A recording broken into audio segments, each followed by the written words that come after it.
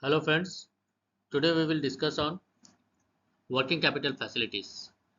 People who want to build banking and finance as their career option, this topic is one of the important topic for them. It is also useful for CIB and GIB aspirants and the bankers. So let's go for it.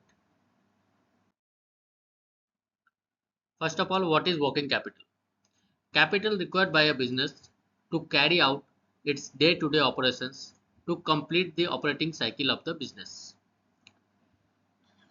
So this is a self-explanatory and we will discuss about the operating cycle in next slide.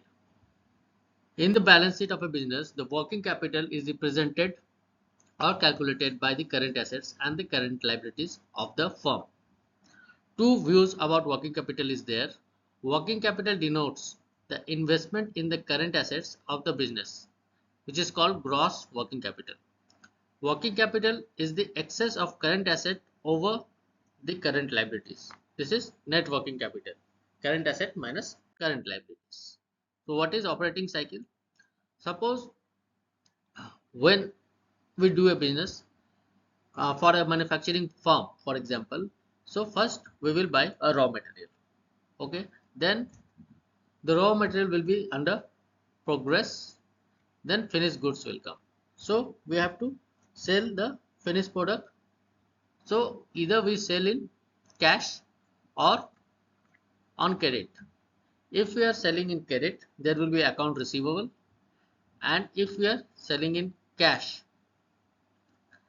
then directly we are getting the payment. Okay, then the cycle will be like this if it is a cash. Okay, and if we are selling on credit, the cycle will start from raw material, work in progress, finished goods, account receivable, then we will receive the cash, and then again from the cash we will buy a raw material. This time period is the total operating cycle of that business. So types of working capital, one is permanent, other one is temporary. So what is permanent working capital? Minimum amount of investment in all current assets which is required at all times to carry out minimum level of business activities. As per Tandon committee, this is also called a core current assets. Temporary working capital is the working capital keeps on fluctuating from time to time on the basis of business activities and its season. Okay, now classification as per nature of financial assistance. So working capital can be funded by fund based or non fund based. In fund based, there is again two parts for exports and for inland. In non fund based, there is a bank guarantee and letter of credit. Okay, the main fund based facilities are cash credit. So cash credits are like current accounts. If suppose a business got a cash credit of 1 crore, so he can use that 1 crore and pay interest, and all the transaction of that business should be routed through that cash credit account. And if he is having that surplus amount, then it will be used as a current account. Working capital demand loan, for suppose a contractor gets a contract and he has to complete in 1 year. So for 1 year he can take a working capital demand loan. Suppose he needs around 2 crore, so 2 crore he will get for 1 year, and he has to pay it within 1 year after getting the payment from its customers. Another is bill finance. In bill finance, suppose a manufacturer sells his product and on the basis of invoice it can take a finance from banks. Certain variants of cash credit such as export packing credit is also available, and in non-fund based there is a letter of credit and bank guarantee. Now cash credit is an arrangement by which a banker allows his customer to borrow money up to a certain limit. These arrangements are generally made against the security of commodities hypothecated or pledged with the bank. What is hypothecation? Possession of goods is not given to the bank. The goods remains at the disposal and in the godown of the borrower. The bank is given access to the goods whenever it requires. The borrower furnishes periodical return of the stock with him to the bank. Pledge. The goods are placed in custody of the bank with its name on the godown where they are stored. The borrower has no right to deal with them. A pre-sale finance against stock of inventory consists of raw materials, semi-finished goods and finished goods. This also constitutes the primary security for the bank. A satisfactory current ratio provides a proper cushion to the banker, and that since the security is capable of being converted into cash in the course of the borrower's operation. The advance is necessarily short term in nature and self liquidating in character. Borrower can withdraw from CC account by means of check issued from the account for raw material purchases, wages, administrative expenses, and so on. The borrower is also required to deposit the sale proceeds in the cash credit account. So, merits of maintaining a CC account: customer borrows at once the whole amount he requires but draws such amount as and when they require. As much as they need the loan, they can withdraw from the CC account and they have to pay interest on that amount only. Suppose 1 crore is the CC limit, but right now our borrower needs a 20 lakhs. So he will withdraw 20 lakhs and he has to pay interest on 20 lakhs only. He can put back any surplus fund at his convenience. Interest has to be paid on the amount actually drawn at any amount and not on the full amount of the credit allowed. Convenience: bank have to maintain only one account for all transactions of the customer and hence repetitive documentation can be avoided. Thus the system is quite convenient to operate. Misutilization of credit limits: there are some demerits. In time of credit shortage, the customer may misutilize the normally unutilized credit gap. He can use that fund for any other thing, which can be a demerit of CC. No verification of end use of funds: since the banker lays more emphasis on the security offer rather than the end use of the fund, there is a chance of the fund of being diverted to other users without the banker's knowledge. Lack of proper management: since the borrowing at the discretion of the borrower, it results in the idle fund with the banker. Now, working capital demand loan. So what is its objective? To bring out discipline in the utilization of the bank credit and gain control over the flow of credit. Now, second objective: to ensure that the banks do not face shocks and surprises by borrowers making unanticipated demand for cash. Here the banks are asked to bifurcate the CC limit into a fixed portion style working capital demand loan of 80% and the balance 20% of fluctuating portion of CC limit. Okay, it is applicable to all borrowers having fund-based working capital of rupees 10 crore and above from the banking system. Working capital demand loan would be for 12 months, exception for seasonal industries for whom it would be 6 months. Now, overdrafts, that is OD. The customer may be allowed to overdraw his current account with or without security if he requires temporary accommodation. This arrangement, like cascade, is advantageous from the customer point of view as he is required to pay interest on the actual amount used by him. A CC differs from an OD.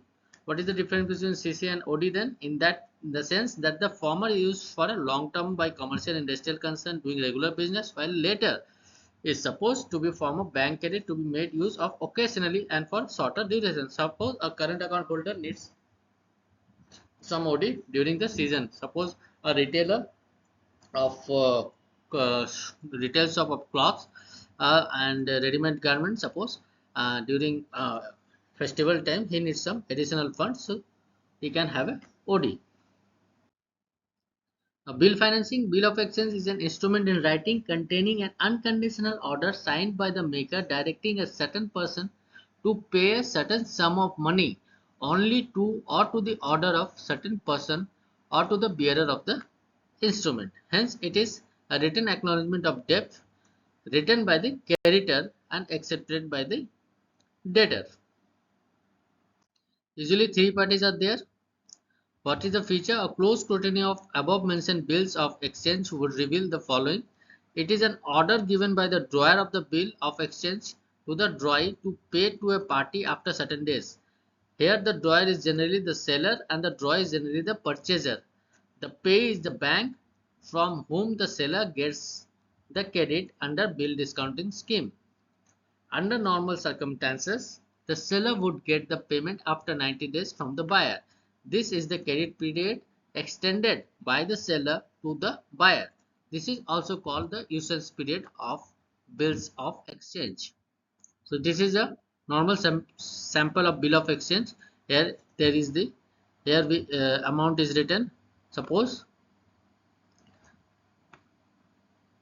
here we can write the amount, here date, please pay order sum of rupees in words and figures on 90 days credit period from the date of this document. Name and address of the drawee and name of the drawer. Okay. Now, clean and documentary bills. So what is clean and documentary bills? The drawer of the bill may enclose with the bill documents of title to the goods such as railway receipt or bill of lading or lorry receipt. Railway receipt, if it is transport is through railway, bill of lading if it is through ship, or lorry receipt it is through roadways. Such a bill is called a documentary bill. Such a bill may be a document against acceptance bill or documents against payment. In case the bill happens to be an issuance bill, the banker will hold the document till the date of maturity. A bill not accompanied with document of title is called a clean bill. Options with the drawer or seller. He may deliver the bill of exchange to his banker for collection. Here the bank acts as an agent of the customer. The bank charges commission from the customer for this service. He may get the bill discounted from his banker. Discounting and purchasing of bills. In such situation, the customer gets immediate finance from the bank and has not to wait till the banks collect the payment of the bill. So here against the bill of exchange also one can get a funding from bank. The terms purchase of bill is used in respect of demand bills and the term discount of bill is used in case of issuance bills. When there is a time period for payment, it is a issuance bill. When there is a no time period for payment, it is a demand bill. So that is called purchasing.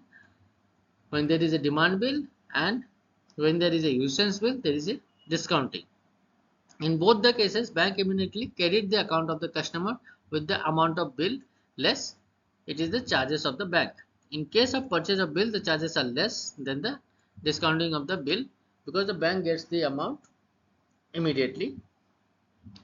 In case of issuance bill, it takes time. Both are shown in the asset side of the balance sheet of the bank. Benefit as a banker, certainty of payment since the customer would have been selected with precautions. Double security, safety of fund, employment of fund for a definite period, refinance facility as per scheme proposed by RBI, no fluctuation in price. Higher yield due to time. Thank you friends for watching. Please subscribe and comment for more videos.